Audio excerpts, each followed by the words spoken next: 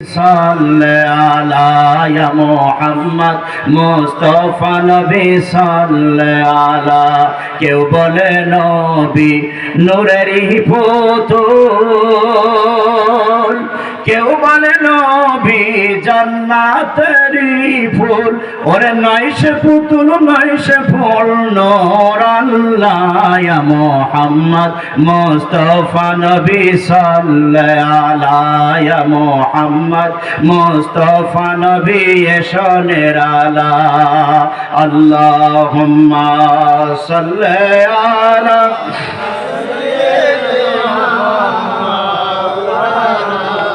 মুহাম্মদ ওয়া আলা আলি সাইয়্যিদিনা মাওলানা মুহাম্মদ।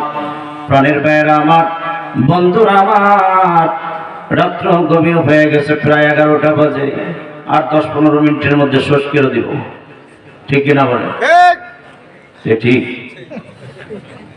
10-15 মিনিট, আর বেশি বাড়াবো না।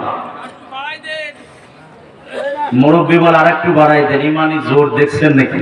বলে আর একটু বাড়াই দেন। যুবকরা কয় শেষ করেন, মুরব্বী বলে পুরান চাল ভাতে বলে একটা কথা আছে না, ঠিক কিনা বলুন? তো হাদিসটা বলতেছিলাম, নবীজিকে জিজ্ঞাসা করা হলো ঈমান কি? নবী বললেন তুমি আল্লাহর প্রতি ঈমান আনবা, আখিরাত দিবসের প্রতি ঈমান আনবা, নবী রাসূলদের প্রতি ঈমান আনবা, আসমানি কিতাবের প্রতি ঈমান আনবা, ঈমান আনবা তকদীরের ভালো মন্দের প্রতি। যেই কয়টার কথা বললো ঈমানের কথা, এই সব কয়টাই হলো না দেখে বিশ্বাস। কি একটাও উপস্থিত নাই, সব কিছু না দেখা। ফেরেশতাও আমরা দেখি না, নবী রাসূল আমরা পাই নাই, দেখি না, তারপরে মানতে হবে। আল্লাহরেও দেখি না, তার প্রতি মানতে হবে। এর নাম হলো ঈমান। এইগুলো না দেখে দেখে যিনি বিশ্বাস করেছেন, ওলি আল্লাহর যুগে, বেলায়েতের যুগে, আসমানের নিচে জমিনের উপরে শ্রেষ্ঠতম বেলায়েতের অধিকারী যিনি বিশ্বলি খাজা বাবা ফরিদপুরি, তিনি হলেন মুমিন। তিনি কি মুমিন? এবং আসসালাতু মিরাজুল মুমিনিন, মুমিনদের জন্যই নামাজটা মেরাজ হয়, ঠিক কিনা বলেন? নামাজটা হয়ে যায় মেরাজ। কেন নামাজ মেরাজ হবে না?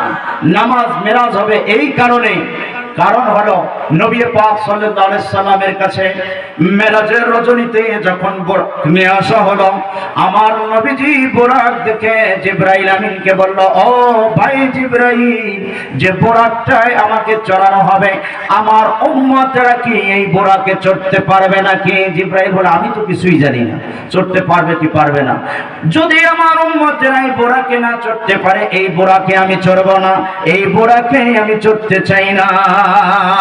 আল্লাহ পাক রব্বুল আলামিন প্রিয় হাবিবকে জানাই দিলেন, হাবিব গো, আপনার অপেক্ষায় আছি, সাক্ষাৎ দিব, মিলন করব, আশিক মাশুকের মিলন, প্রেমিক প্রেমাস্পদের মিলন হবে।